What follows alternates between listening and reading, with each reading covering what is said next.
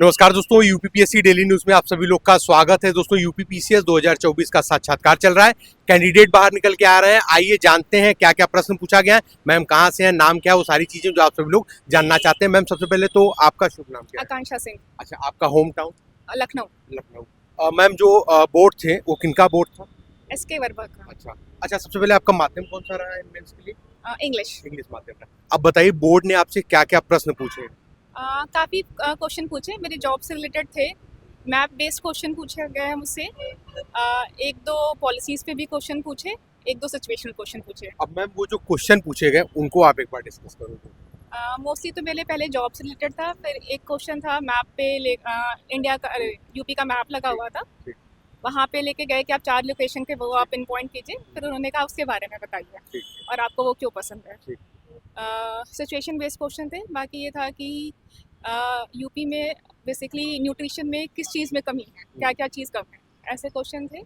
आज का न्यूज़पेपर पढ़ा कि नहीं, उस पर 2 क्वेश्चन। अच्छा, क्या प्रश्न मतलब बताया आपने कि कुछ? हाँ, बोले कि आज का न्यूज़पेपर पढ़कर आए हो और क्या पढ़ा है उसमें। अच्छा, तो बताया आपने क्या पढ़ा? हाँ। क्या पढ़ा था आपने? मैंने एक तो ये पढ़ा था कि ग्रेट निकोबार में प्रोजेक्ट अप्रूव हो गया है NGT का कनेक्टिविटी प्रोजेक्ट। दूसरा इम्पैक्ट इंडिया AI समिट का पढ़ा था। इससे संबंधित कुछ आपसे पूछ लिया हो? उन्होंने बस ये पूछा मुझे समझाओ कि इस पे क्या समझाना चाहोगे इन दोनों में से।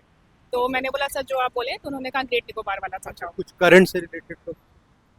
एक काफ़ी डीप पॉलिसी से पूछा था, मुझे आता नहीं था। और काफ़ी कुछ न्यूट्रिशन से रिलेटेड एक पॉलिसी पे पूछा था, वो मुझे आता है। आपके डैप से रिलेटेड कोई प्रश्न? डैप अंदर जाता नहीं है तो नहीं जाता नहीं है, लेकिन फिर भी लोग जैसे एकेडमिक से रिलेटेड पूछ लेते हैं कुछ चीजें। नहीं, एकेडमिक से कुछ नहीं। अच्छा, सब विषय से रिलेटेड कुछ रहे जो आपने कोई विषय बताए हो ये इंटरेस्टेड है, ऐसा कुछ? ऐसा पूछा नहीं। हॉबी से रिलेटेड? नहीं। हॉबी से रिलेटेड सिचुएशनल क्वेश्चन ज़्यादा है। ज्यादा? हाँ।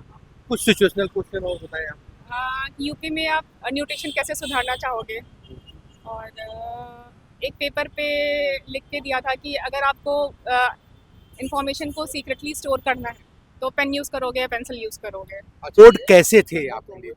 कॉर्डियल था काफ़ी। अच्छा, cordial, हाँ, काफी उन्होंने कहा कि घबराइए मत, आराम से। चलिए मैम, इंटरव्यू जो देने वाले हैं उनके लिए तो सब प्रश्न हो गया।